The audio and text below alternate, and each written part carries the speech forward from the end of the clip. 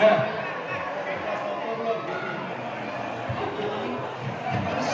Ibu jadi ngaji nggak?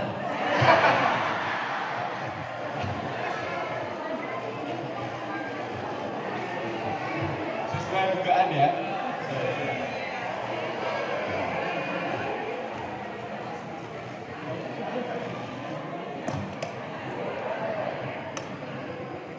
Ya, udah.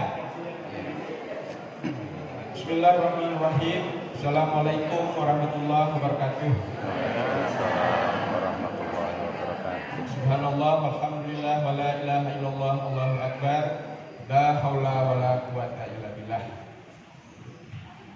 Atas izin Allah, pada hari ini kita kehadiran tamu yang sekarang memang kebetulan rezekinya Baitur Rahman juga, yang tanpa harus menyebut namanya, kayaknya semua pada kenal. Tapi kalau menyebut ustadz yang lain, walaupun dia lebih lama, belum tentu yang kenal. Ini memang rezeki. Saya bayangkan betapa bahagianya menjadi orang tuanya Qawdi Muslim ini. Masih muda, sudah hijrah. Saya bayangkan kalau seandainya saya seperti beliau bergelut dengan uang, tidak ada kesusahan, bisa 80 juta per hari, ngapain dulu tobat? Mumpung masih muda. Ternyata beliau lain. Allah juga sayang sama dia. Jadi sebelum kita serahkan kepada beliau, banyak yang mengira bahwa Qawdenis ini adalah seorang mu'alaf. Ternyata bukan. Yang mu'alaf itu orang tuanya. Jadi beliau begitu lahir Islam. Kalau saya tidak salah, namanya Denis Lee Setiawan. Ada nama Hongkongnya juga gitu ya. Nah, dari sejak kecil beliau tinggal dengan nenek. Jadi walaupun Islam, sekolah di sekolah bukan Islam, dan juga makan yang tidak boleh kita makan. Nah, ini dari pengakuan beliau sendiri, bukan saya karang-karang. Yang nggak boleh dimakan apa? Piring? Misalnya meja. BABI, ya. Oh, kirain mejanya dimakan. Ya. Jadi setelah mendapat dapat hidayah, beliau kembali terus menuntut ilmu. Baru berapa tahun dia banyak tahu. Jadi kalau dibanding dengan kita mungkin beliau jauh lebih tahu. Padahal baru mulai sekitar 4-5 tahun. Kemudian menuntut ilmu di Bogor dulu, terus pindah ke Darut Tauhid. Nah, kita yang sudah di atas 50 kok pada bingung ya. Ini memang betul-betul rezeki. Makanya sembari dia bilang begitu senangnya menjadi orang tua Qawdenis. Jadi salah satu bekal orang tua menuju surga punya anak yang soleh. Mudah-mudahan tetap soleh dan tetap rendah hati. Ya, terima kasih. Baik, kalau gitu udah selesai foto-fotonya Bu, saya duduk nih. Saya tahu diri juga. Daripada habis difoto di crop. Saya tahu diri. Jadi sekarang izin ya, saya yang duduk ya. Baik. Ya, pikiran lagi.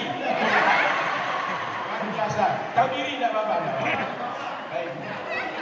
Kalau ini silakan memperkenalkan diri dulu. Jadi tema kita pagi ini adalah antara hijrah, kebenaran dan cinta.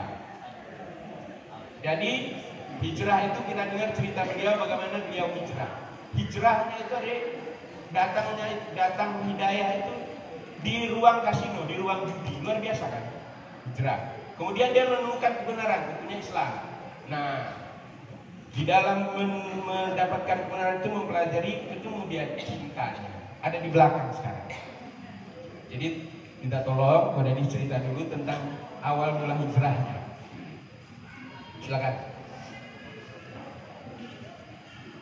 Jangan berdiri capek katanya. Biar duduk, biar lebih santai. Ya. Ibu-ibu kelihatan kan belakang kalau duduk?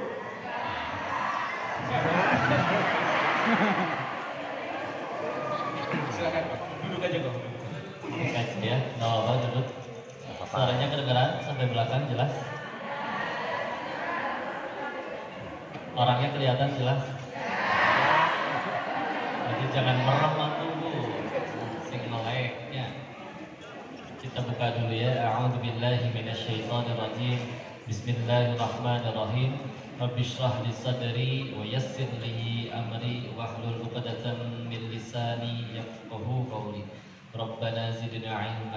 warzuqna fahman birahmatika ya arhamar rahimin.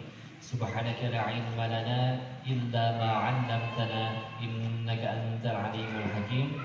Allahumma inna nas'aluka 'ilman nafi'an wa rizqan halalan thayyiban wa 'amalan mutaqabbalan.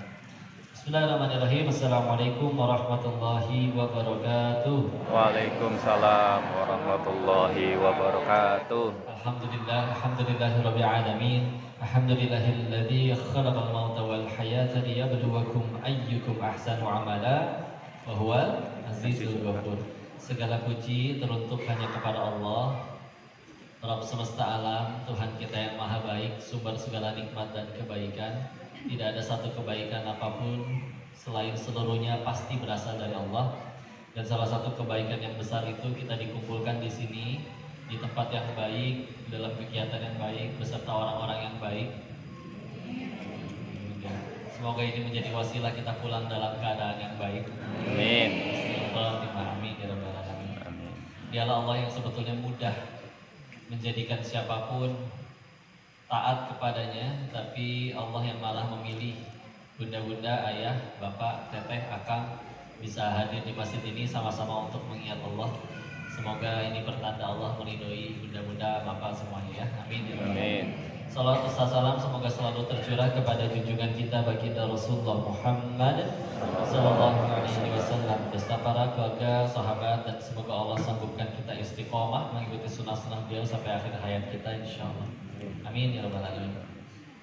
Salam takzim saya kepada para bapak, asatidz, alim ulama, kiai, bunda-bunda, ustazah. Di tempat ini diizinkan ngaji bareng di sini. Saya tidak bisa balas apa-apa. Semoga Allah balas dengan kebaikan yang jauh lebih besar. Dan izin belum sanggup menyebutkan semua namanya satu persatu, namun hakul yakin Allah memuliakan kalian semuanya insyaallah. Tadi didoakan oleh Ustaz, Masya Allah, mudah-mudahan jadi soleh asli ya. Karena yang harus paling sering kita pikirin adalah bukan bagaimana kita di hadapan orang lain, tapi adalah apa yang Allah tahu tentang diri kita. Apapun kebaikan yang nanti misalkan kita bisa dapat dari pertemuan ini, aku yakin dari Allah, bukan dari si Kodenisnya. Kodenisnya itu cuman hamba Allah yang terlalu banyak dosanya, tapi Allahnya yang keterlaluan baiknya. Mudah bagi Allah mematikan diri ini di tempat maksiat itu dulu ketika di Thailand, tapi malah diizinkan pulang, dipertemukan dengan guru-guru, diperkenalkan dengan Islam, diizinkan berjumpa dengan bapak ibu yang soleh-soleha. Sama sekali bukan karena ada kebaikan pada diri ini. Yang saya tahu tidak ada manusia yang hebat, adanya yang ditolong oleh Allah. Maka yang seharusnya kita pertanyakan setiap hari adalah, sudah layakkah diri kita ini ditolong Allah? Ya. Bismillah ya. Cerita Pak jadinya? Ya, silakan. Nanti saya potong kalau saya dari Ada guntingnya potong. Dan tadi diceritakan namanya Denis, dipanggilnya kok Denis. Kenapa Koko? Nah, ya, jangan ragu ya. Dari kecil udah sering diteriakin itu ya. Dan emang iya gitu. Dan alhamdulillah masuk surga itu syaratnya bukan harus suku ras tertentu. Tinggal dia nurut sama penciptanya, selesai urusan. Inna akramakum indallahi atqakum. Quran surat apa? Al-Hujurat ya. Surat ke 49 ayat ke 13 ya. Yang paling mulia di antara kalian di sisi Allah adalah yang paling bertakwa. Tak udah weh. Mau siapapun suku bangsanya, seperti apapun jabatannya, yang penting nurut. Ya, itu takdir yang tidak bisa saya pilih. Tahu-tahu plek lahir di keluarga Tionghoa. Lahirnya bunyinya plek. Begitu nama Tionghoanya. Nah, kalau di CV ada tulisannya betul.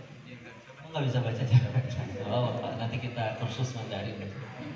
Namanya Lin Chin Fuk. Ulangi. Lin Chin Fuk. Silahkan di Morojaah. Ya. Nah di situ artinya Lin itu marganya, Chinnya dari kata Cinte. Bisa nggak? Cinte. Beda makrojnya Bu itu. Lebih hamas dia ya. Cinte artinya emas. Fu-nya dari kata shingfu artinya blessing, berkah. enak kan, banyak emasnya, banyak berkahnya. Tapi kalau meninggalnya nggak Islam mah percuma ya. Wala tamutunna illa wa antum muslimun. Kamu jangan mati kecuali satu, Islam ya. Insyaallah. Kan kalau khutbah Jumat dibaca terus. Surat apa? Ali Imran. Ayat berapa? 102. Insyaallah. Ya istilah. Terus lahir tahun 1991. Seumuran kita. Seumuran kan? Saya 90, tua saya setahun. Oh, alhamdulillah ya. 91, jadi sekarang usia udah 31 ya. Tenang, kalau ada yang usianya di atas saya pasti pahalanya lebih banyak dari saya. Kalau ada yang usianya di bawah saya pasti dosanya lebih sedikit dari saya. Mulialah KBG-nya, insyaallah. Terus sekolahnya TK sampai SMA sekolah Katolik di Bogor. Betul tadi yang mualaf papi karena ikut mami sudah muslim memang. Terus sayanya tapi malah cukup lama tinggal dengan nenek, amah manggilnya ya. Kalau orang Hokkian nenek dipanggilnya amah. Terus di situ dikasih makannya ya itu memang doyan babi dulu mah. Udah gitu TK sampai SMA sekolah Katolik. Lulus 2009, kuliah lulus 2012 di Bandung, Telkom. Ya, udah gitu beres, barulah kerja setahun setengah di Jakarta, baru 2014 ke Thailand 3 tahun lebih. Ya, 2017 di bulan Maretnya udah pulang, baru mulai belajar Islamnya lagi. Singkat cerita mah seperti itu. Ini ada titipan pertanyaan. Silakan sambil ngalir aja nanya. Ya, biasanya kalau di dalam keadaan begitu kan, ya. Artinya tidak ada susahnya. Beda kalau orang kerjaannya walaupun pekerjaan nista tapi penuh pengorbanan. Kalau di kasino itu kan enak, gitu. Yang menjadi Tahunya enak dari mana? Ya kan gak beringat, mesin yang main, mesin yang main. Maksudnya apa yang menjadi awal kok tiba-tiba kalau dengar ceritanya kan katanya buka YouTube tuh, karena ada agim gitu. Kok kepikiran sih ngeliat agim dari dunia yang gelap gulita gitu mau ngeliat agim yang cerah? Nama kan gelap hilang. Kenapa bisa gitu kok? Kenapa bisa? Ini karena terus terang memang di usia muda bisa kepikiran untuk kembali mendapatkan hidayah gitu, luar biasa. Itu tolong Koko ceritain.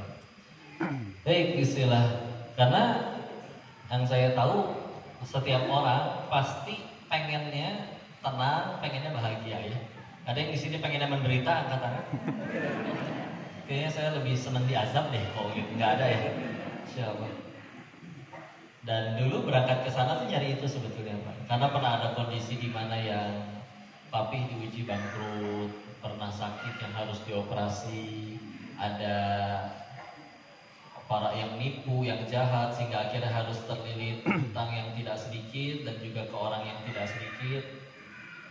Yang berat itu sebetulnya bukan kepahitan di perekonomiannya, tapi yang paling berat waktu itu adalah karena ngelihat orang-orang yang disayang jadi menangis. Kan biasanya kalau ada masalah gitu berat ya.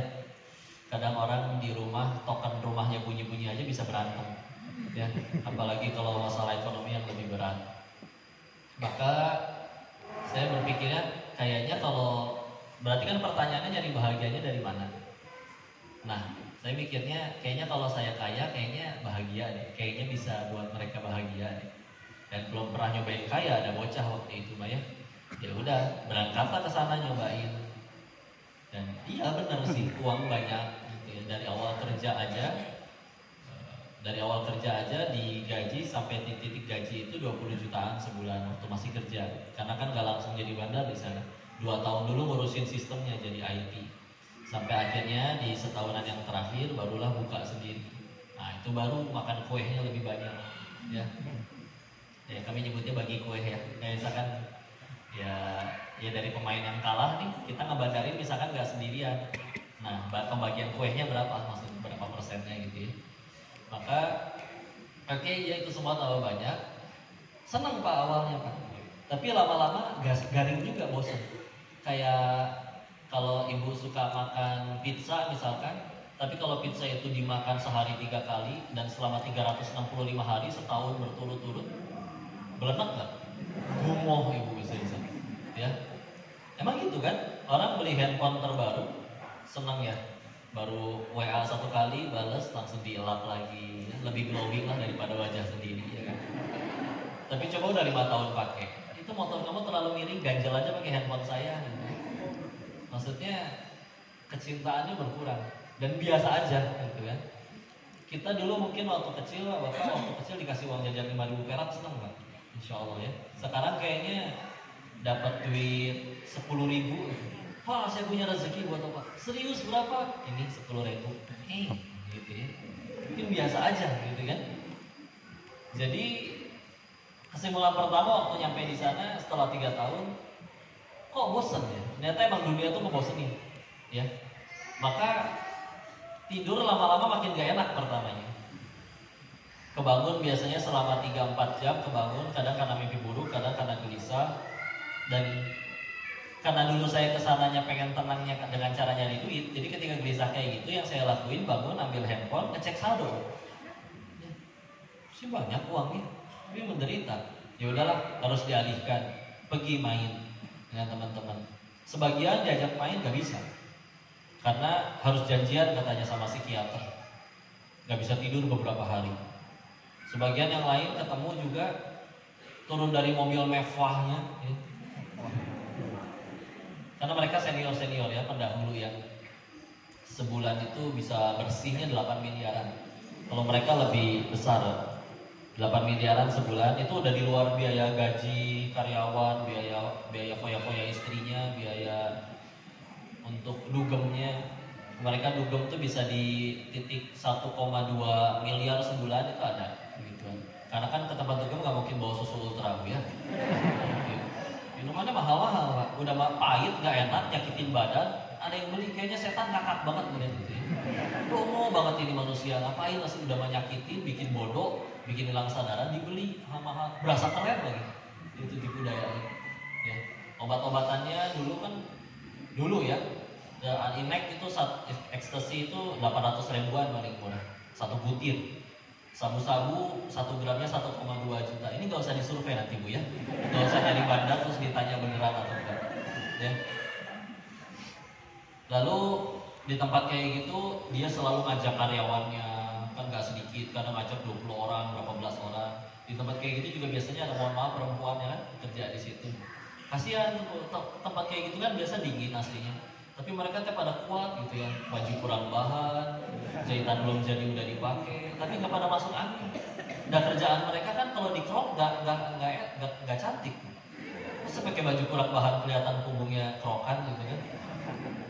Jadi ngeliatnya kasihan ya Allah, dan ngeliatnya kayak pengen nafkahin gitu, maksudnya ngasih mukena gitu. Nah mereka nemenin duduk doang Pak, nemenin duduk nih ngobrol, nemenin minum. Itu biaya per satu perempuannya biaya nemenin duduk itu 2 juta satu perempuan. Karena kan impornya dari Uzbek, dari Thailand, dari Vietnam. Itu di Mangga 2 di Sensor. Jangan dikasih tahu ya. Daerah kota juga banyak. Nah, lepas dari situ itu selesai karena dia tuh dugemnya konsisten. Istiqomah. Maksudnya rutin, saking rutinnya paling lama libur cuma 3 hari. Pasti udah pergi party lagi. Tapi kayak gitu, turun dari mobil mewahnya dia pasti yang pertama kali cerita tuh stres. Lama-lama aneh, pertamanya aneh tapi lama-lama enggak juga. Ternyata pas kayak pulang ke Indonesia ketemu teman pengusaha punya restoran 18 cabang, satu cabang rugi, 17 cabang untung. Setiap kali ngobrol pasti yang dibahas yang rugi. Gua stres nih bro, yang cabang ini selalu rugi. Padahal 17-nya itu bisa bikin dia ganti mobil terus, bisa bikin dia bisa jalan-jalan ke luar negeri. Tapi stres itu yang dibikin. Segitu teh halal. Komodi iya haram, apalagi ini haram ya. Maka tambah aneh. Dan ada lagi yang bisa, mereka untuk bisa tidur harus minum pil tidur. Sampai waktu itu mikir, ya Allah ternyata gampang tidur itu suatu nikmat yang luar biasa. Kita mah di pengajian dia bisa tidur. Mau pada bangun. Kalau saya mah bukan tidur ini, emang sipit dari sananya. Udah gitu, saya potong. Oke, silakan. Pada waktu itu Ko Denis sebetulnya sholat nggak? Oh, udah sholat? Sholat ya, Udah sholat, tapi judi gitu ya. Nggak judi juga duit masuk terus, Pak. Iya. Bandar ya. Ko Denis tahu itu pekerjaan salah kan? Tahu, koruptor juga pada tahu kan itu. Iya.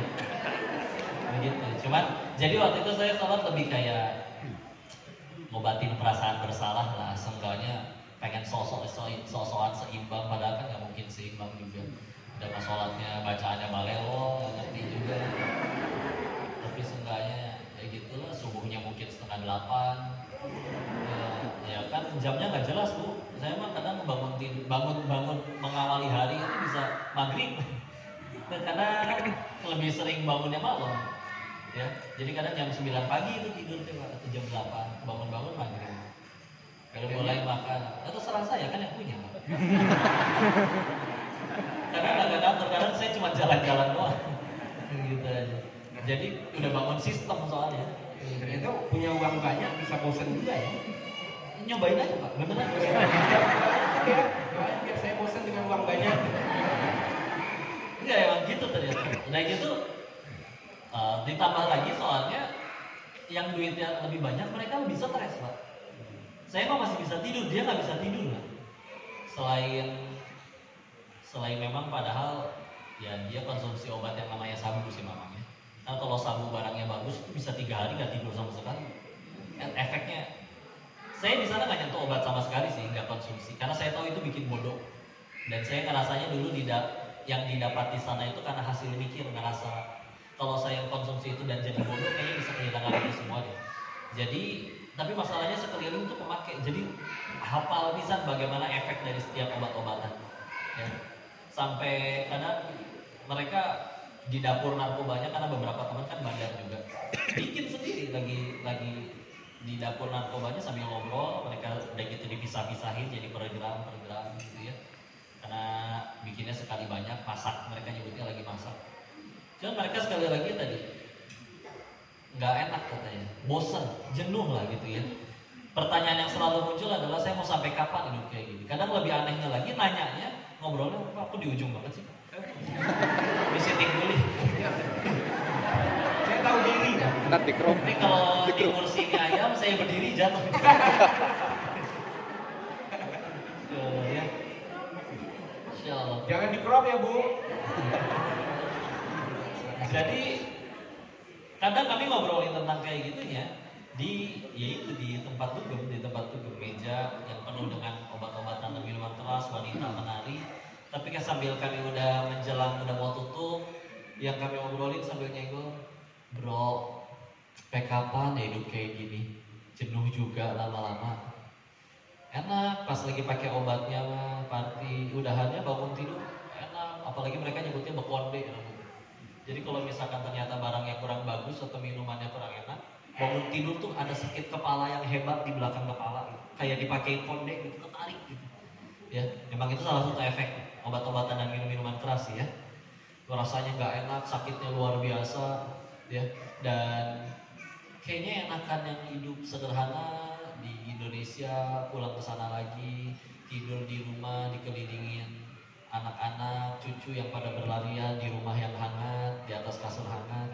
Dan saya mikir, di Indonesia ini udah banyak yang kayak gitu. Cuma mereka nimbrung semua di ruang tengah karena nggak punya kamar. Kenapa lu kayak gitu bro? Karena mereka memang udah di dunia yang duit itu gak ada masalah Pak. Kalau anak-anak kita bete, bingung mau ngapain, cabut paling ke warung ya. Anak-anak mereka sudah di tingkatan setiap anak dikasih satu mobil, satu supir, bosen, masuk browser, buka tempat online pemesanan tiket, berangkat ke Singapura. Gak bawa baju, gak bawa koper. Baju dan kopernya gimana baju gantinya? Iya beli di sana. Udah gitu buka hotel di sana. Karena benar-benar duit tuh gak ada masalah bagi mereka. Punya kartu sakti bapaknya, kredit card ya. Begitu udah selesai kayak gitu, jadi kadang dia mikir kapan saya ketemu sama anak saya, terakhir juga udah lupa. Boro-boro ketemu anaknya kasur hangat apa segala macam dikelilingi anak cucu. Kadang sama-sama di rumah juga, kalau rumah orang kaya, kebayang kan Bu, kadang dari ruang tamu ke kamarnya harus naik angkot gitu. Saking gedenya itu rumah, ya kan? Hiperbola sih ini mah. Cuman kan saking gedenya Bu, kebayang kan rumah-rumah orang kaya tuh yang tiangnya aja nggak bisa kita peluk, saking besar diameternya. Rumah segede gitu, sibuk masing-masing, nggak tahu kapan interaksi dengan anaknya. Ada yang akhirnya tahu-tahu anaknya yang malah udah kecanduan obat-obatan, itu juga ada. Ya, anak yang malah udah kecanduan judi juga. Taunya dari karyawannya, bos ini bukannya nama anaknya si bos. Ini dia main di website, di kasino online-nya bapaknya sendiri, ada gitu juga. Jadi akhirnya nyampe titik, oke, ternyata gak cuma saya ngerasa kayak gitu, yang lebih kaya juga pengen berhenti, tapi kami tidak punya cukup nyali untuk meninggalkan itu semua. Ya, maka mulai ngelihat sekeliling, siapa ya pendahulu-pendahulu kita yang udah lebih awal gitu. Karena kan judi gak ada sekarang doang, dulu juga ada puluhan tahun yang lalu. Bagaimana akhirnya mereka? Gak ada yang happy ending ternyata. Ada yang akhirnya ya bangkrut mah banyak ya. Ada yang udah ditipu sama anak buahnya sendiri, ada yang benar-benar ditinggal anak istrinya kabur juga sama karyawannya, itu juga ada. Ada yang dia tetap kaya sampai akhir tapi anaknya mati overdosis, ada yang meninggal karena HIV AIDS, ada. Pokoknya nggak ada yang happy ending. Maka oke, nggak ada yang happy ending dan semua juga pengen ninggalin itu, balik lagi tapi kita nggak punya cukup nyali untuk ninggalin itu semua. Nah, video AA Gim itu adalah puncak di mana sudah yakin harus meninggalkan, tapi cuma butuh sedikit nih untuk ninggalin itu semua. Muncul video itu. Karena dulu saya ngerasa itu semua hasil dari kecerdasan saya. Jadi seperti menuhankan otak sendiri. Dan karena nggak ketemu teman seumuran yang lebih kaya dari saya, tidak ketemu sama orang-orang yang, karena ketemu sama yang lebih tua juga nanya nasihat bisnis dan yang lain-lain, jadi ngerasa oke, saya pintar. Ya. Tapi si otak yang dibangga-banggakan itu gak nemu jalan keluar. Kalau saya pulang dari Indo mesti ngapain? Ya. Kerja mulai lagi dari nol, bisnis mulai lagi dari nol, ya. Tidak punya cukup nyali, sudah terlalu cinta dengan uang sebanyak itu. Meskipun, tapi pas terima juga bosen-bosen juga. Ya. Udah sampai nggak ada rasanya gitu. Sama kayak kalau misalkan kita sekarang dikasih duit gopean perak juga kan, ada perasaan gembira? Enggak, kayaknya biasa aja, gitu kan. Maka ketika udah di titik itu, takut masalah rezeki, ya barulah datang kajian AA yang tentang bahas rezeki itu, yang tentang janin. Kalau kamu udah gede masih takut masalah rezeki, berarti kamu kalah sama janin. Janin itu di dalam perut ibu belum bisa ngapa-ngapain kok. Boro-boro ngomong, kerja, sholat, tapi ibunya makan apa aja. Jadi itu si janin tumbuh besar, dia dapat rezeki berupa nutrisi. Pertanyaannya kan itu si janin yang pergi mencari rezeki atau rezekinya mendatangi si janin. Terus kamu udah gede, bisa kerja, bisa minta, bisa sholat, bisa sujud kepada Tuhanmu, segitu ragunya kepada Allah, segitu takutnya masalah rezeki. Terus mendengar itu kayak, oh iya ya, dan itu kan bener, kayak digapok, itu mah Pak. Karena ngerasa kayak otak yang dibangga-banggakan selama ini, kok gak kepikiran ya ke arah sana. Jadi bodoh saya teh aslinya ternyata. Udah ditutup YouTube-nya, bisa pesen tiket pulang. Langsung pulang. Ya 15 hari kemudian. Karena perlu packing, ada beresin yang harus diberesin dulu. Biar gimana juga. Jujur waktu pulang dari sana ada mungkin kalau ternyata yang di pulang dan ternyata nasibnya tidak baik-baik juga, menyiapkan sesuatu agar kalau nanti bisa tidak terjadi sesuai yang diinginkan, balik lagi ke sana. Jadi bisanya baik-baik ya, mesti menyediakan yang memang kalau izin saya menghubungi mereka lagi masuk ke sana lagi bisa mulai lagi Pak. Masih ada lagi, cuman malah gini jalannya. Dan dulu gak kepikiran kayak gini, ketemu ibu-ibu ngobrolin tentang Allah, pokoknya cuman pengen nyari tenang. Karena dulu nyari tenang itu ketika ngelihat mereka udah punya itu semua nggak bahagia juga, nggak tenang juga, maka saya mikir siapa sih jadi sebetulnya orang yang punya kebahagiaan tanpa batas dan tanpa alasan. Kesimpulannya waktu itu dua, satu anak kecil, sama dua orang yang udah menemukan Allah dalam hati. Kita sama anak kecil tuh kalau karena melihat anak kecil kan, bayangin dulu deh senyum anak-anak ya, lepas gitu kan, senyum-senyum yang gak pernah mikirin cicilan, senyum-senyum yang gak pernah mikirin token di rumah udah bunyi melulu gitu. Tenang aja gitu mah. Anak kecil adalah bukti manusia itu lebih mudah berbuat baik. Karena 5 menit habis benjol sama temennya, dia baikan lagi. Yang berantem Maknya. ibu, ya. Nah, kamu habis benjol sama dia, kenapa main? Bagi anak kecil, benjolnya udah gak sakit, dia punya mainan yang suka, kenapa kau harus musuhan sama dia? Sederhana kan? Dan salah satu alasan anak kecil itu lebih mudah bahagia, saya nyampe di satu kesimpulan bahwa oh, anak kecil itu belum ada pesaing Allah di dalam hatinya. Kita makin gede, oh gini ya rasanya punya duit enak, gini ya rasanya punya jabatan enak, gini ya rasanya populer enak. Itu menjadi pesaing Allah di hati kita, bahkan menjadi standar kebahagiaan kita. Sehingga kita percuma gajian tiap bulan, percuma gajian 20 juta sebulan. Kalau saya mah baru bahagianya nanti kalau rumahnya udah segede dia. Saya mah baru bahagianya nanti kalau mobilnya udah sebanyak dia. Enggak, dulu kita bisa bahagia tanpa itu semua. Kenapa makin gede malah makin sulit bahagia? Padahal bicara sama anak kecil, pinteran kita daripada bocah. Dan duitnya banyakan kita daripada bocah. Tapi dia tetap lebih mudah bahagia. Seolah jadi membuktikan, oh bahagia itu tidak sekaku itu, tidak sebaku itu. Karena kalau memang bahagia itu baku, harus punya minimal duit berapa juta dulu, harus punya jabatan minimal setinggi apa dulu. Nggak adil dong ngomongnya. Jadi ketika akhirnya kita nggak punya standar itu, sebagaimana anak-anak, itulah kerennya Islam itu melepaskan manusia dari perbudakan. Tidak hanya perbudakan secara nyata, tapi juga perbudakan kita dikurung, diperbudak oleh keinginan kita sendiri. Ya. Di komunitas waktu itu di sana di Thailand, ada orang Indonesia lain atau cuma banyak. Di sana itu karena dilokalisasi, jadi perjudian dan dikhususkan di satu tempat itu. Jadi itu sudah keluar Thailand, tapi belum masuk Kamboja. Besarnya cuma segede satu kelurahan, tapi isinya cuma diskotik sama kasino. Cuma itu doang. Dan 2015 dapat info dari orang imigrasi sana, itu sudah ada sekitar 4.000 orang Indonesia. Memang kebanyakan orang Cina Medan. Jadi memang pada di sana, karena memang kalau bukan di Indonesia capek kejar-kejaran. Kalau di sana legal. Di sana ada legalnya. Kita bisa numpang nembeng dengan legalitas kasino fisik di sana. Sewa salah satu ruangannya, kalau suatu saat ada yang resek, kita bisa diakuin bahwa ini adalah subunit dari kasino fisik di sana.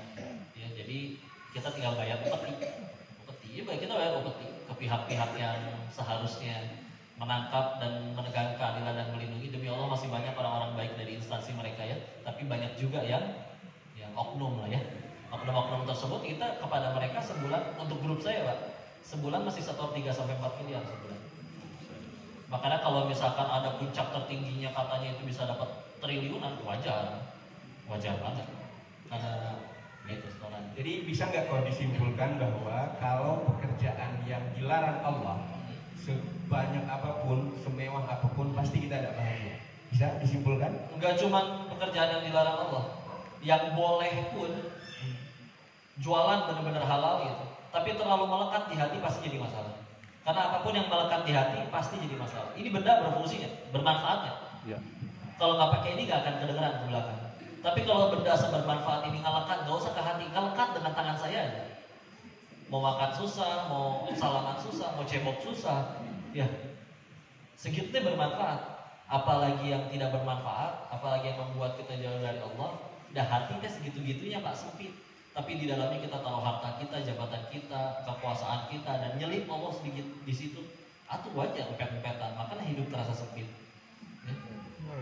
Gitu kan, makanya ketika akhirnya sudah lepas dari itu semua, aslama yuslimu, Islam, ya, lepas itu semua, ya selamat berbahagia.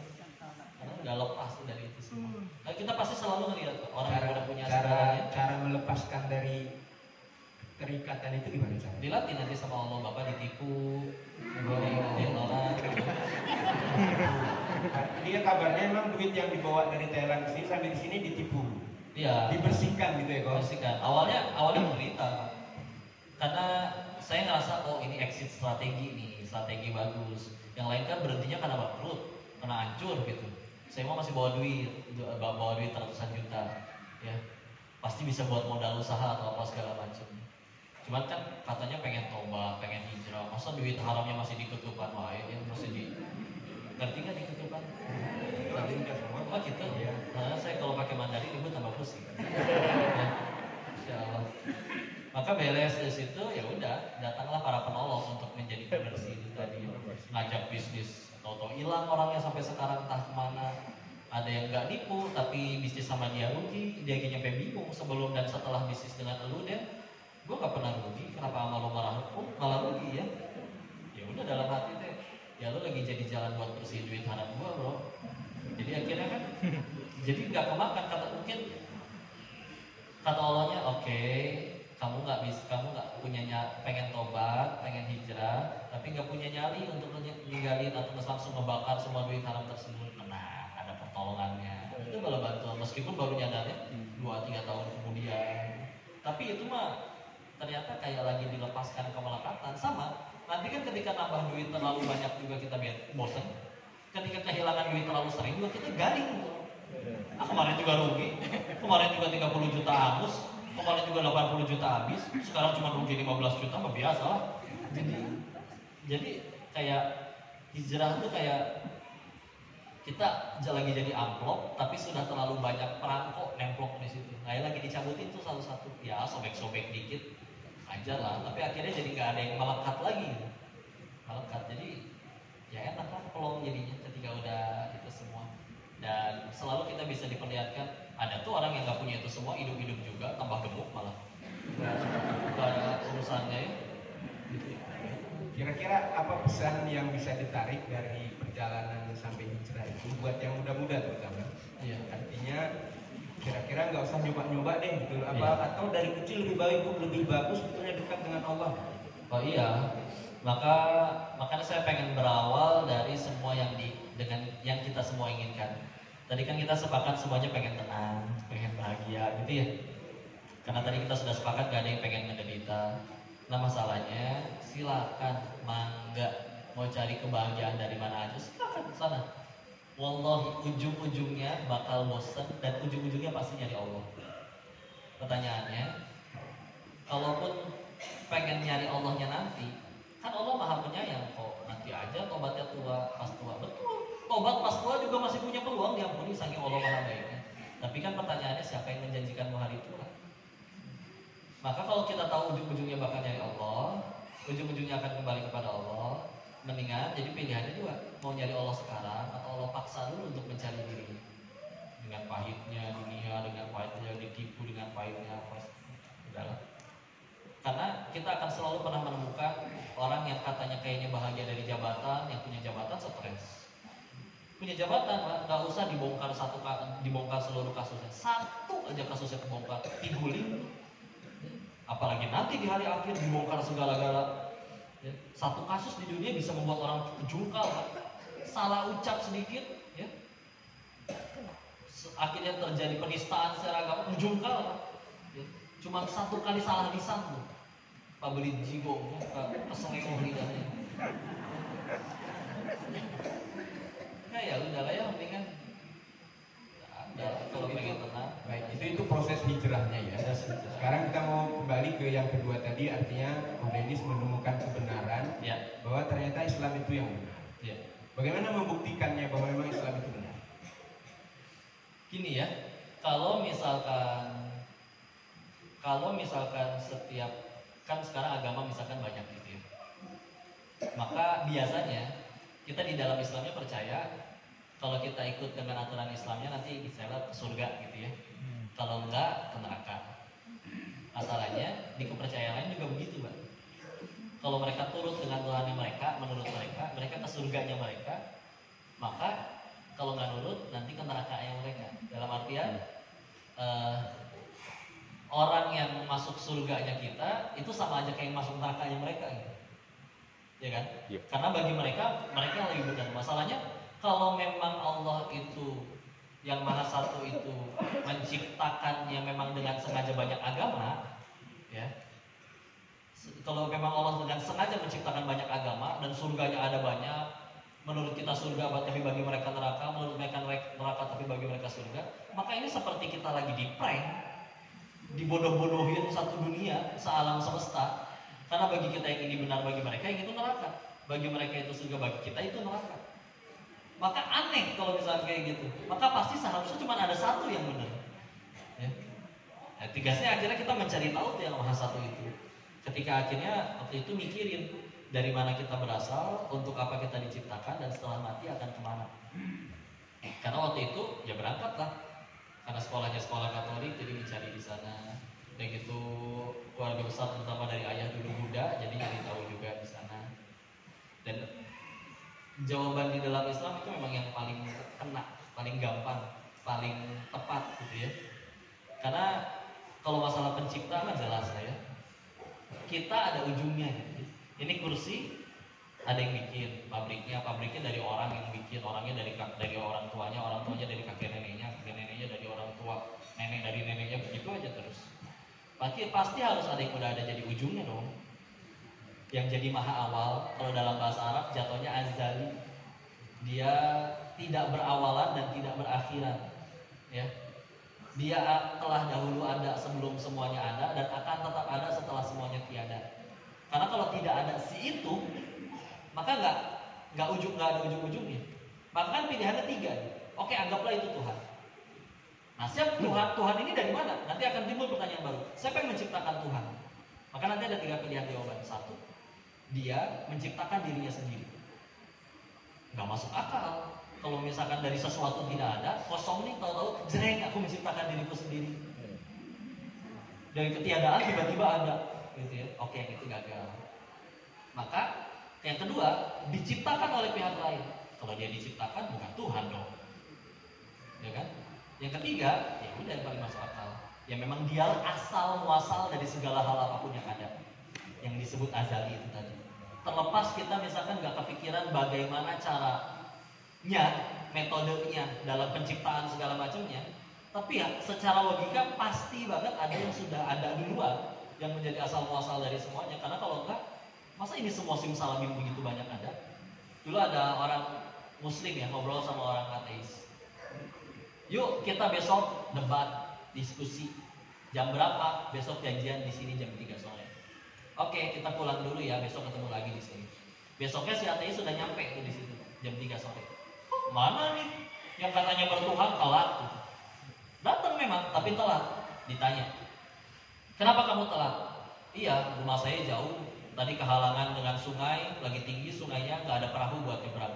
Ah, terus gimana kamu akhirnya bisa nyampe sini? Tiba-tiba ada pohon jatuh jadi jembatan, saya nyebrang. Diketawain sama dia. Aneh. Masa tiba-tiba pohon jatuh langsung jadi jembatan? Nggak mungkin, nggak masuk akal. Diketawain lagi sama yang beriman. Kamu lebih aneh. Kalau kamu nggak percaya sama pohon jatuh tiba-tiba aja nggak percaya, terus ini segala alam semesta segini gede tiba-tiba gitu ada semuanya. Ouch, 1-0. Tiba-tiba gitu ini semuanya beneran nggak masuk akal tuh, ya. Oke. Satu kejawab. Kita berasal dari Sang Maha Satu. Terserah orang mau nyebutnya apa itu dulu, tapi dia jelas Sang Maha Satu. Ya. Maka setelah kita lanjut pertanyaan selanjutnya, untuk apa kita diciptakan? Memang ketika untuk apa diciptakan, kalau pakai bahasa Quran udah jelas ya. Quran surat 51 ayat 56, Az-Zariyat ayat 56, wa khalaqal jinna wal insa illa liya'budun. Tapi kalau dulu saya ngejawabnya, seharusnya kita, kalau kita diciptakan untuk itu, seharusnya kita tenang di situ. Kayak contoh, kalau memang manusia diciptakan memang hanya khusus untuk ngejar-ngejar duit kan? Dan memang hanya khusus untuk jadi orang kaya, sukses itu kaya, maka seharusnya orang yang kaya itu udah lepas dari segala penderitaan dan dia bisa bahagia. Tapi enggak tuh, ada yang udah kaya masih kekurangan. Ya enggak? Kalau memang bahagia itu atau kita diciptakan itu hanya untuk ngejar jabatan, berarti harusnya yang punya jabatan harusnya tenang dong, karena memang itu dia diciptakan, ya. Ibarat kalau kita akhirnya buntu dengan segala pengejaran itu, bisa jadi memang karena fungsi kita tuh bukan untuk itu gitu kan.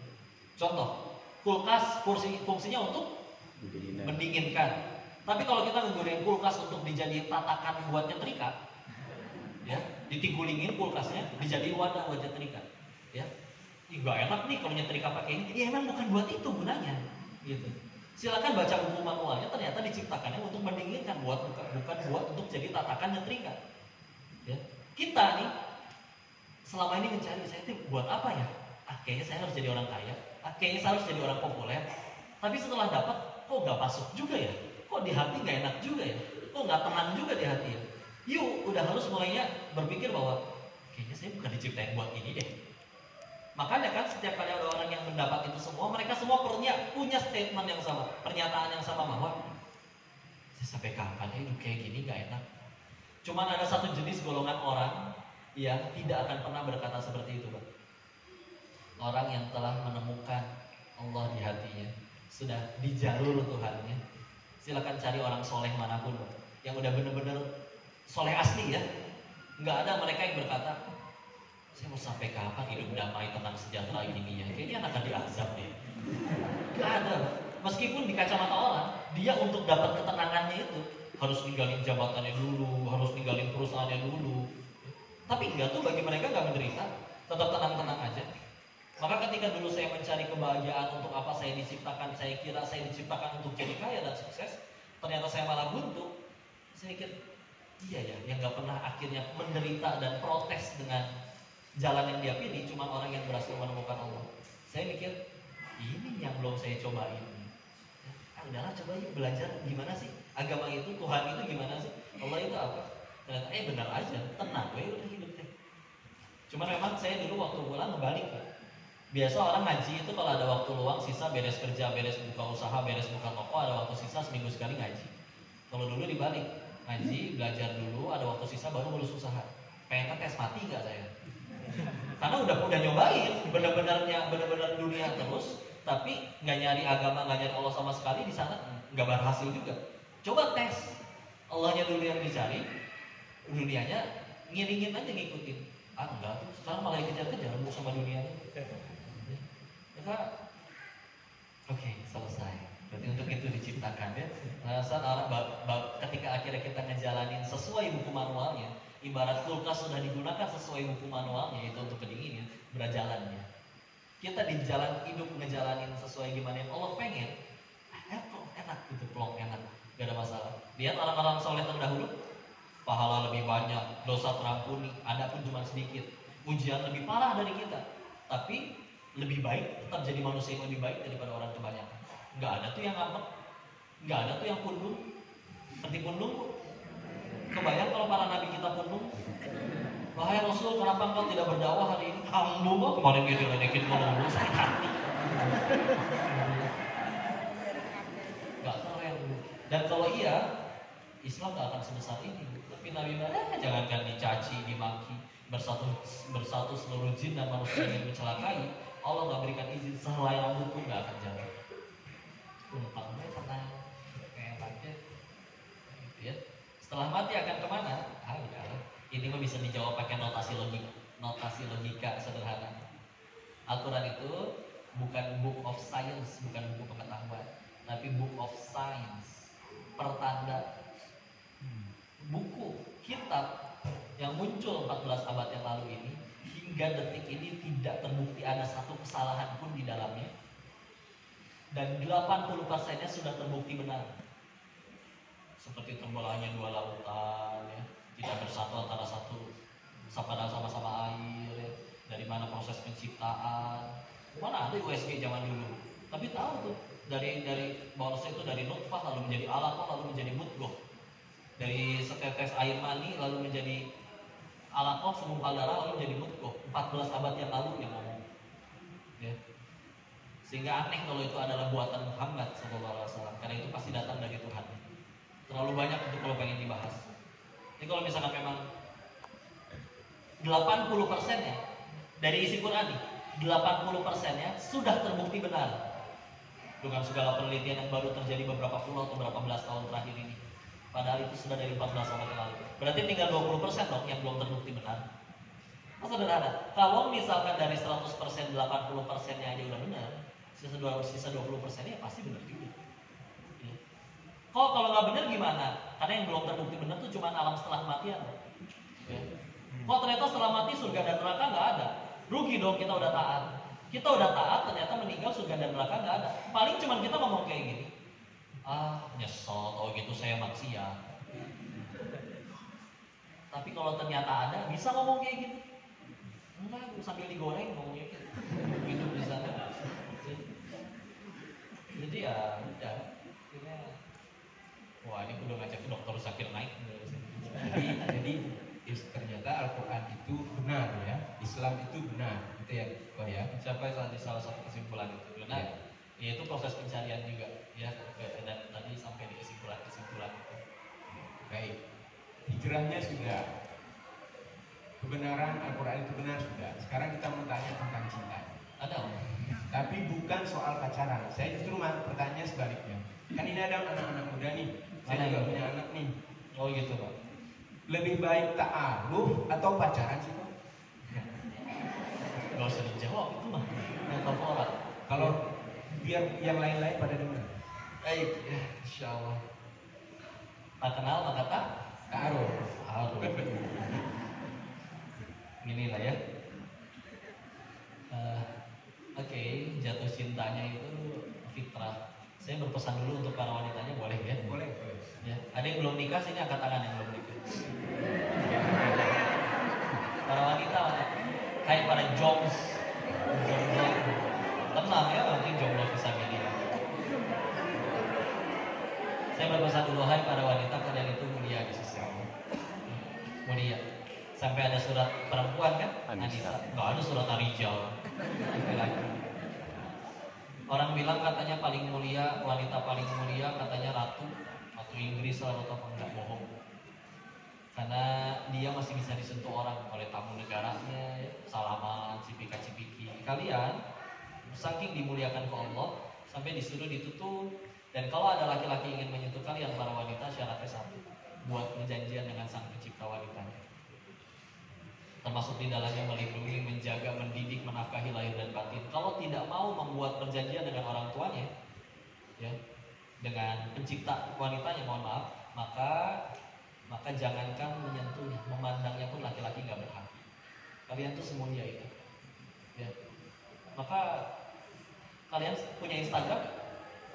Punya, ya.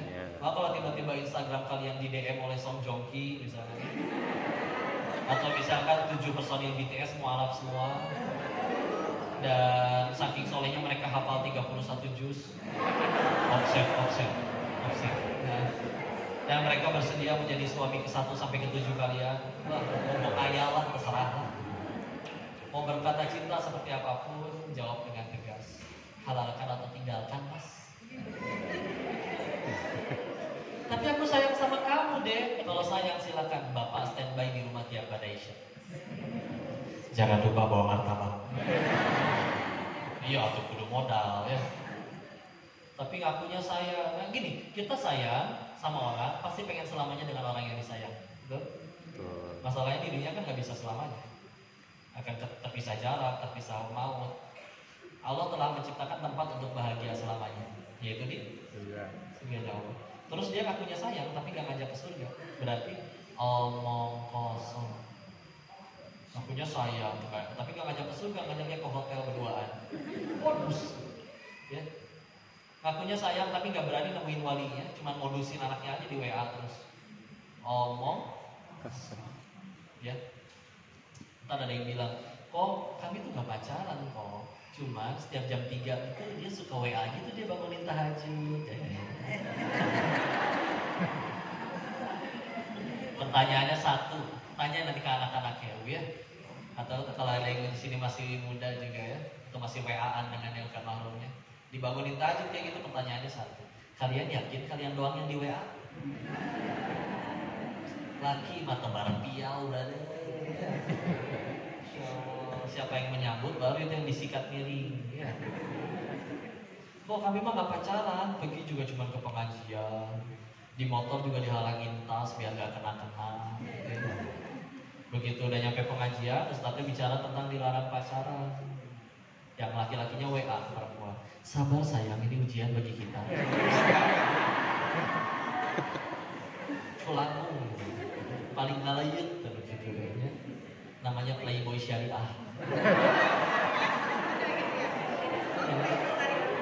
Hati-hati lah, beneran. Kalian tuh mulia, jangan ya. Mau seganteng apapun, mau hidungnya kayak perosotan TK, lancip gitu,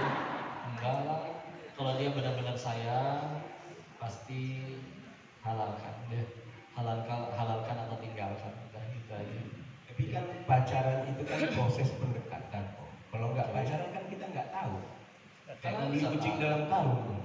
Nggak harus beli kucing aja. Begini ya, nggak, pertanyaannya katanya begini.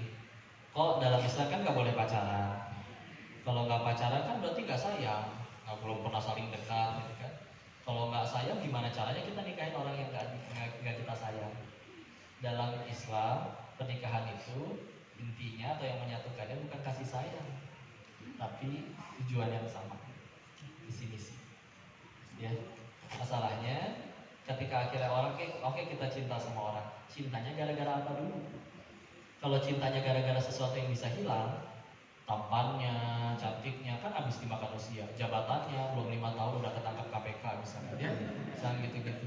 Lalu ketika akhirnya alasan kita cinta pada dia hilang, apa kita harus udahan juga gitu nikahnya? Nggak mau, kan? Kalau mau, yuk sadarkan cintanya kepada sesuatu yang abadi, yang tidak bisa hilang. Allah, pengen ke surganya, pengen sama-sama mendapat ridhonya. Kok masih belum menjawab bagaimana akhirnya timbul rasa sayangnya? Rasa sayang jangan khawatir. Dulu temenan SMP aja sekelompok terus sama dia, bisa naksir, ayo. Apalagi sekarang udah tidur seranjang setiap hari, bisa diapa-apain aja. Ya. Insya Allah, pasti timbul perasaan. Nikah sederhana. Ibarat kita kayak naik angkot, satu dari Jakarta, satu dari Bogor, pengen sama-sama ke Bandung. Nyatulah di angkot yang sama. Setelah di satu angkot yang sama, apakah nggak akan ada masalah?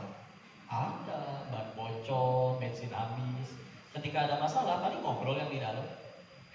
Ini masih tujuan ke Bandung kan? Iya. Ya udah, ngapain saya turun dari angkot? Udah mau di tengah tol, belum tentu dapat angkot lain, yang ada malah ketabrak. Ya, gitu. Kalau kita nikahnya beda visi misinya, tujuannya beda. Yang satu pengen jadi selebgram, yang satu pengen jadi hafiz Quran misalnya.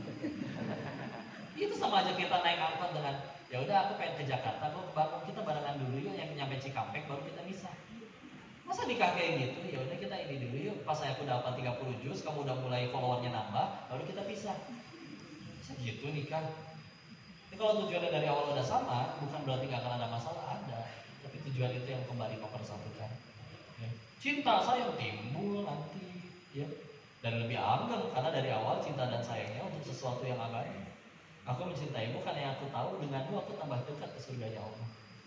Karena kalau aku cintanya kepadamu cuma karena wajahmu, tampanmu, hartamu, jabatanmu, itu semua cuma titipan, ya seharusnya kan yang dicintai yang dititipin, bukan yang dititipin. Ya, Bu, tukang parkir misalkan, tukang parkir itu keren ya, mobilnya banyak. Yang kita bilang tukang parkirnya atau yang punya mobilnya Bu yang keren?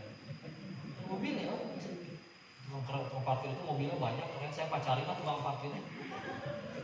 Bukan punya dia kan? Kalau mau dia, ya udah yang punya mobilnya.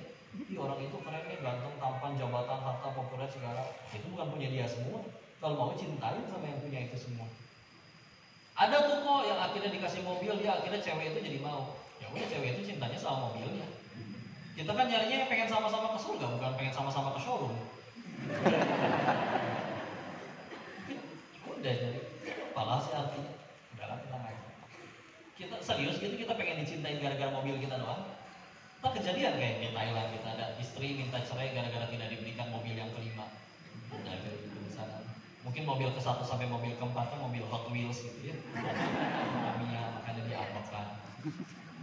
Jadi ya gitu. Nggak usah pacaran, bukan pacaran. Kesimpulannya ya, jadi ya nggak usah pacaran. Kalau nyari jodoh, tambahan sedikit ya. Kalau nyari jodoh itu kadang orang salah kaprah. Kayaknya kalau dia udah tertarik sama seseorang itu fitrah, ya. Bukan berarti nggak boleh tertarik, boleh tertarik. Tapi ketika tertarik, kadang yang paling pertama kita lakuin adalah gimana caranya bikin dia suka sama kita. Dengan cara dinyanyiin lagu, dengan cara dikasih hadiah, dengan cara datengin tapi sambil pinjem jaket dan motor teman, ya. Biar teko rasa kesohor, ya. Dulu sempat buka usaha rental mobil, tiap malam minggu rame. Yang nyewa anak SMA sama anak kuliah buat jemput ceweknya gitu. Ya. Biar teko rasa kesohor.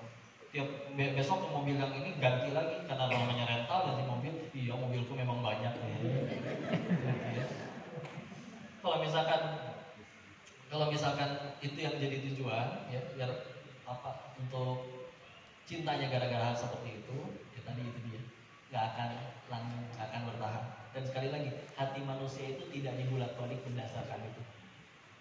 Mau kita usaha setekar tembak kayak gimana ya, kalau Allah tidak ingin bolak-balikan hatinya nggak bisa. Akhirnya yang ada cuma akhirnya berhasil tuh kok pacaran, tapi nikah nggak, sama-sama ke surga nggak? Karena kalau akhirnya jadi cuma ngasuhin jodoh orang doang. Ya.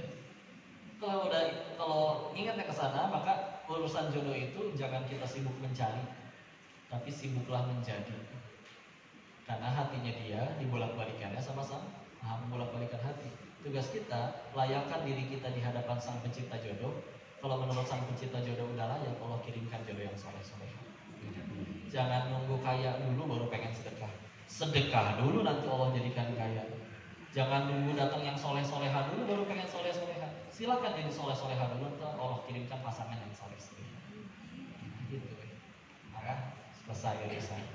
Kalau proses bagaimana ketemunya, Ko Denis dengan Teh Yunda, sepertinya nggak perlu kita tanya ya Bu. Kan kita udah tahu ya. Belum.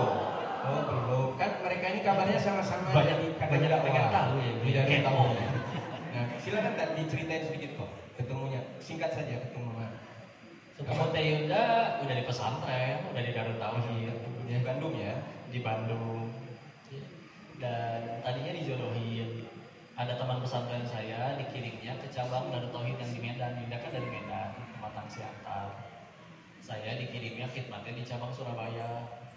Udah jauh itu teh jarak Surabaya ke Medan 2000 km. Nyebrang laut, nyebrang pulau pula. Ya. Maka kayaknya nggak masuk dah. Jauh, terlalu jauh.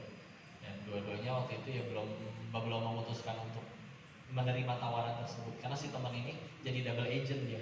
Nawarin saya ke Teh Yunda, nawarin Teh Yunda ke saya. Dia yang paling berusaha. Beres. Ternyata kata Allah harus ketemu, maka ketemu. Kumpul Darut Tauhid se-Indonesia, musyawarah kerja nasional. Sampailah di Bandung. Oh itu orangnya. Tapi dari awal emang belum ada niatan untuk ke arah sana dengan dirinya. Jadi udah cuma tahu oh itu orangnya. Yunda juga seperti itu. Ya. Kalau Teh Yunda ceritanya, waktu itu udah kumpul semua merapat kerja nasional. Pada dulu saya telat. Pusat perhatian kata Teh Yunda. Udah gitu, udah mau telat, duduknya paling depan lagi. Ya, suka di depan saya mah. Ya.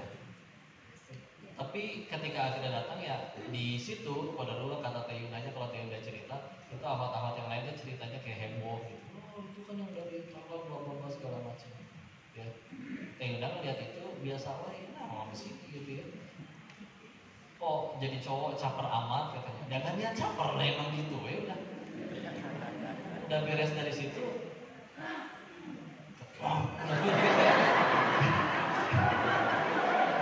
Timingnya tepat banget. Ditambah lagi beres dari situ, waktu itu dihadiri oleh adiknya Agrim, Adeda. Nanya pertanyaan, kejawabnya ke sepupu saya sama saya. Dikasih duit pula. Yang lain tambah, udah begitu, udah kondisi fisiknya seperti itu, pintar nyari duit lagi. Jadi tambah sering. Yunda makin masih biasa aja. Tapi kata Yunda mah dilihatin. Pas akhirnya yang lain waktu break ambil makan, yang lain mulai berbaur. Padahal tadinya tempat duduknya dipisah laki-laki dan perempuan. Saya kata Yunda ini enggak kok belakangan. Terus kalau nunggu sepi baru dia ini. Kalau papasan dengan yang lain jadi juga nggak disapa. Cenah mah nundukkan pandangan cenah mah. Padahal mungkin lagi nyari duit ya atau di mana. Tapi sebetulnya kalau pengen jujur karena ya gimana tuh saya tinggal di Thailand 3 tahun udah kebal. Di sana kan bentukannya lebih belangkas sadut bro. Baju kurang bahan apa segala macam. Ngelihat yang kayak gini pada ditutup, ya lebih mudah nundukin pandangannya gitu kan. Coba Pak, yang satu dibuka satu, kira-kira lebih mana yang dikelotok? Udah ya walaupun menyesali di Thailand tapi ya dilatih di sana teh gitu ya. Jadi ngelihat yang di sana pada santri-santri, ya Allah, pada saloleha KB gitu kan, kerudung segi 4, syar'i semuanya, Masya Allah. Jadi biasa aja gitu. Apalagi emang ya tertobat ceritanya mah lagi tobat, lagi ngaji di pesantren.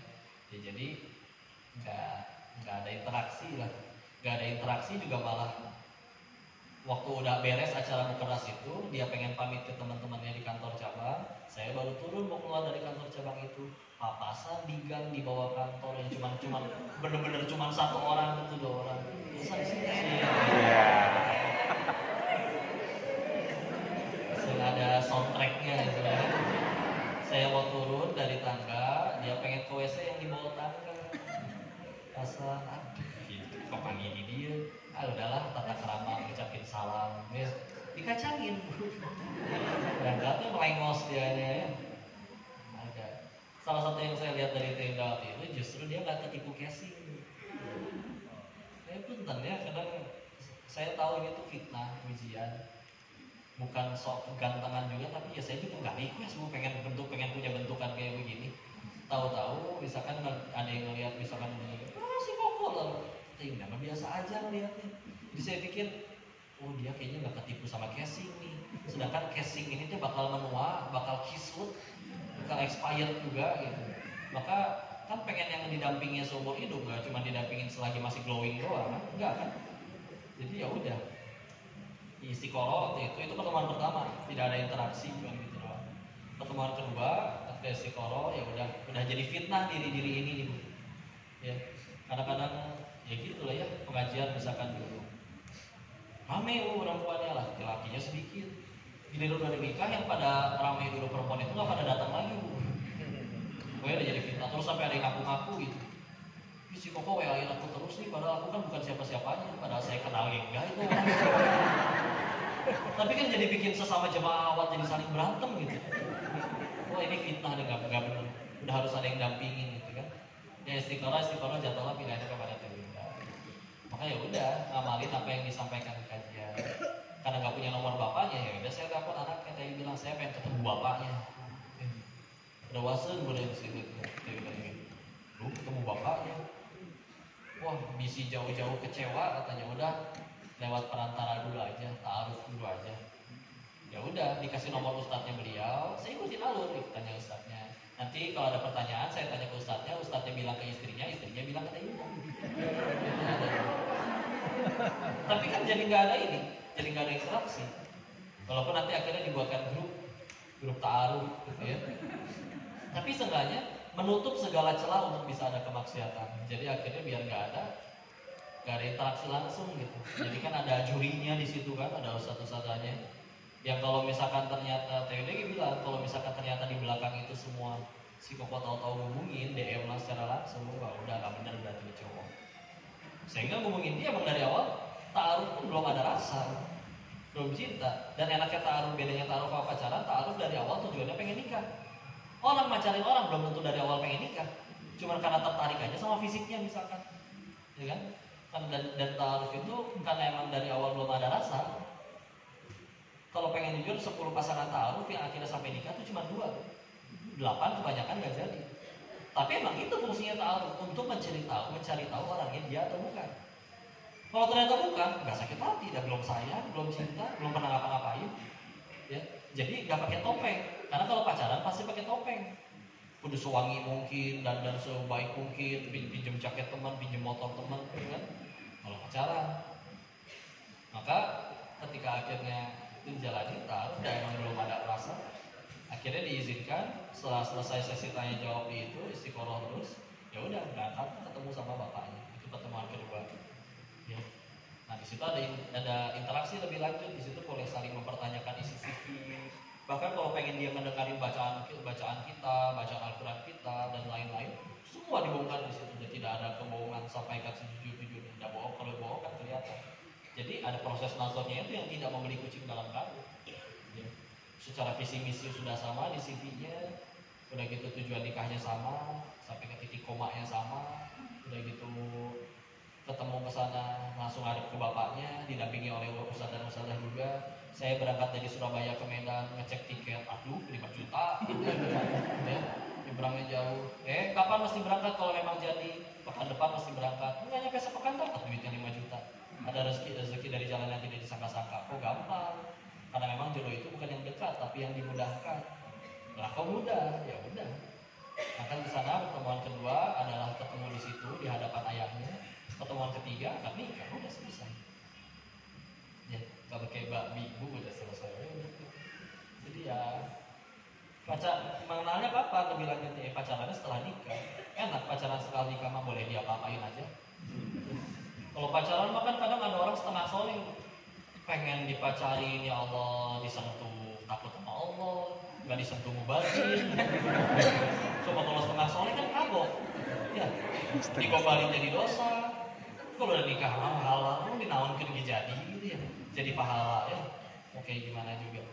Jadi sampai sekarang masih pacaran terus. Hidup taruh. Ibu-ibu ada yang mau nanya? Ya, ibu.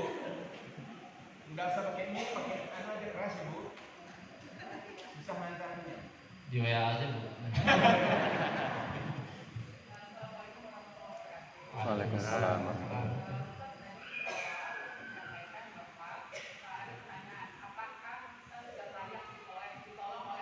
Iya.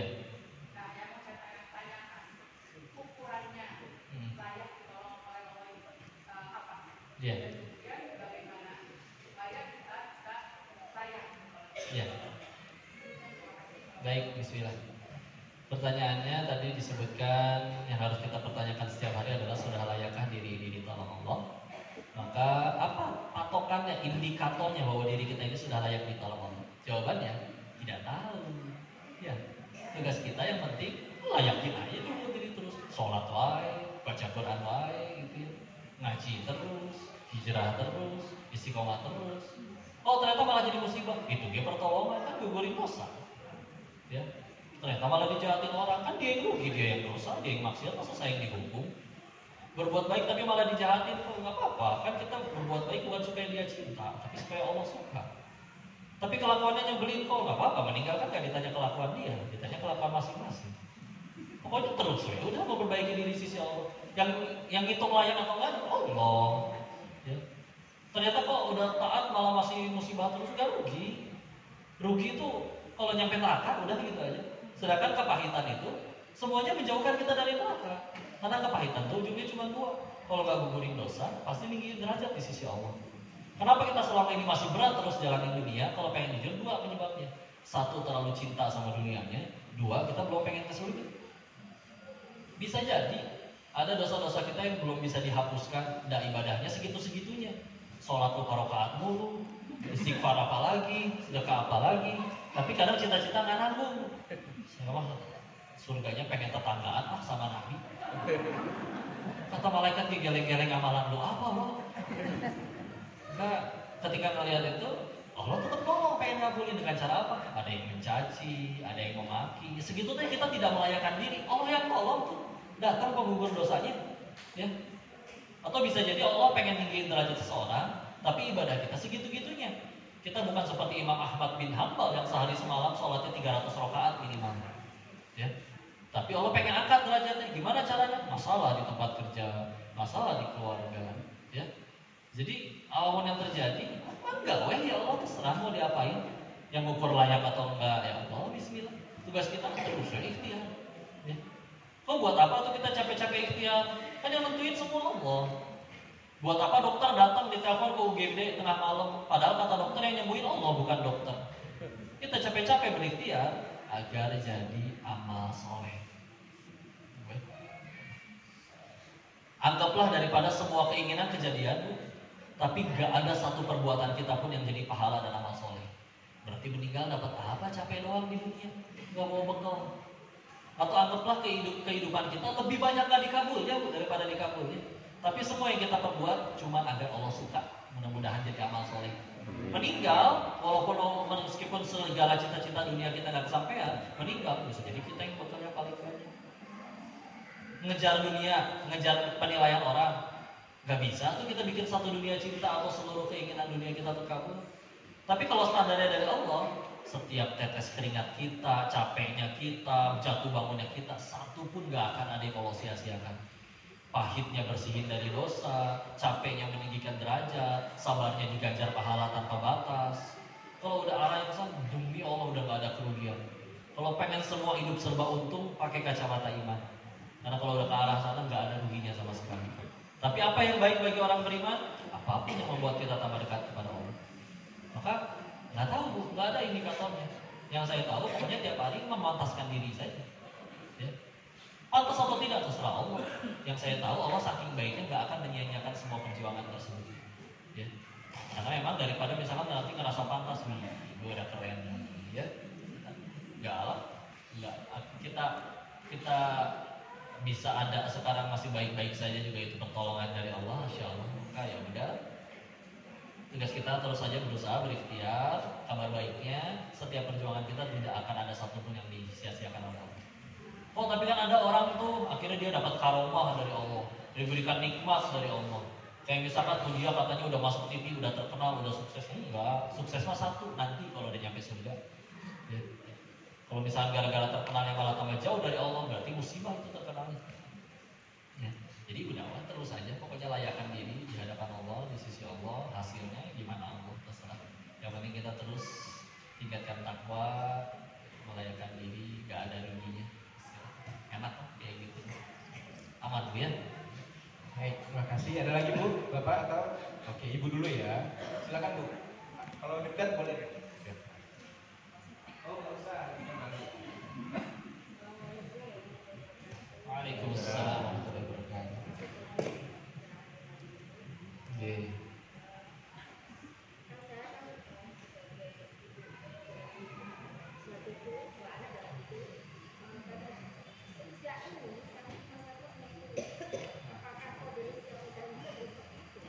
Iya.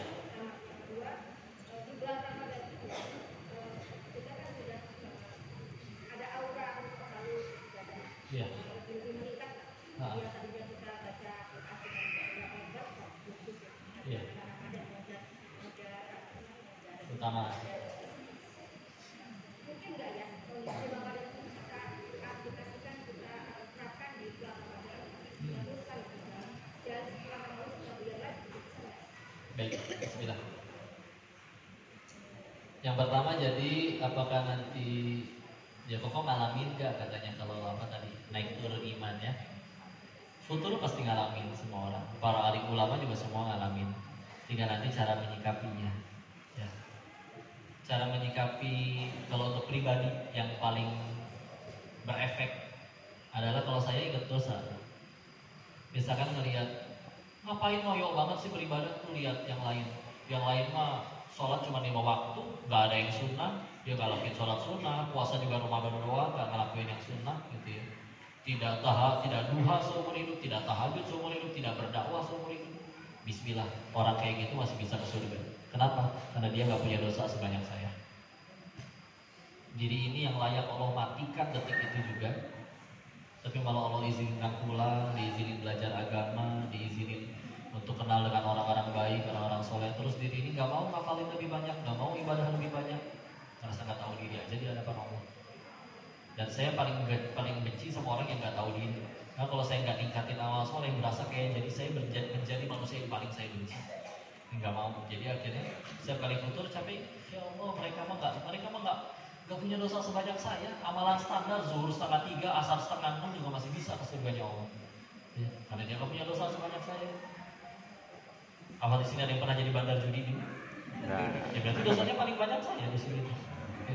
Terus kalau saya nggak mau ngelakuin lebih banyak daripada semuanya, berarti ya saya nggak tahu diri aja tidak mau. Jadi ada pindah kayak gitu. Atau enggak nanti main ke wisata rohani. Wisata rohani kemana? Kadang waktu itu main ke rumah kanker, ke rumah singgah, ketemu tuh sama anak-anak yang kecil, dari kecil udah hidrosefalus, bocor jantung, ginjalnya bermasalah, ya, yang udah kena kanker otak dari umur 3 tahun, kepalanya botak, udah ada jahitan segitu banyak, di dalamnya ada selangnya, makanya nonjol kepalanya. Main ke situ. Ketemu waktu itu sama ibu-ibu yang menanti anaknya 8 tahun. Setelah 8 tahun punya anak, anaknya dari umur 5 tahun sampai sekarang 9 tahun koma, nggak bangun-bangun. Dan ketika ditanya terus ibu gimana ngadepinnya? Gak apa-apa, kan saya yang minta. Jawabnya kayak gitu. Karena dulu beliau yang minta punya anak, udah dikasih anak, dia nggak mau ngeluh sama sekali. Sedangkan kadang kita manusia, kadang pernah dengar orang kayak gini nggak? Pak, saya lapar, Pak, pengen makan, Pak, apa aja, Pak, yang penting saya makan, Pak, saya lapar. Ya udah deh, ini ada roti, terus dia bilang, jangan roti atau pizza kalau bisa. Kan apa lagi ya? Tapi kadang kita kayak gitu Pak Allah.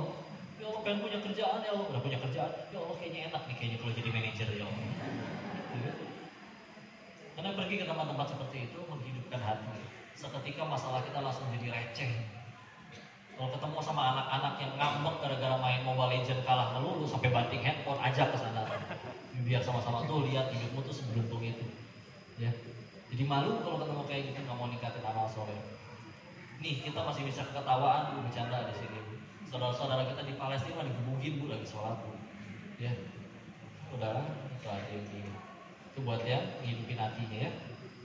Yang kedua tadi bicara tentang kegiatan Ramadan ini kan meningkat. nanti setelah Ramadan gimana? Maka kan kita hambanya Allah, kita kan bukan hambanya Ramadan. Tuhan yang kita sembah setelah Ramadan sama di bulan Ramadan sama, masih Tuhan yang sama.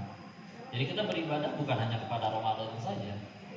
Maka ya nanti Bismillah ya, kejar Lailatul Qadar di 10 malam terakhir. Dengan 10 malam itu benar-benar difokuskan beribadah.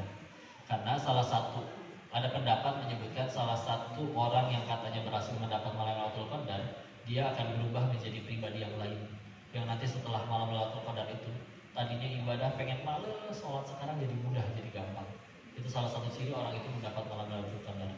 Ya. Nah istilah nggak sedikit tuh melihat orang-orang yang dulunya gampang, maksiat gampang, segala macam.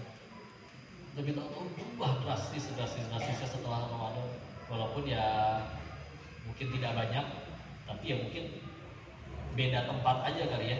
Karena kalau misalnya kayak kita bilang pengen nyari yang nyari yang soleh, jarang nih nemu sama laki-laki soleh. Emang kamu nyarinya di mana? Di tempat karaoke ya, salah tempat nyari sebetulnya.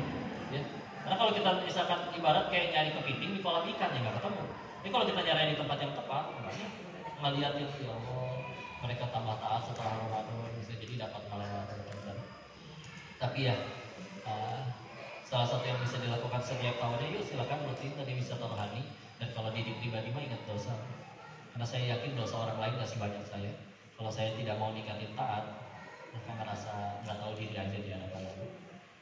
Kita di sini, Allah bisa menjauhi tanya. Satu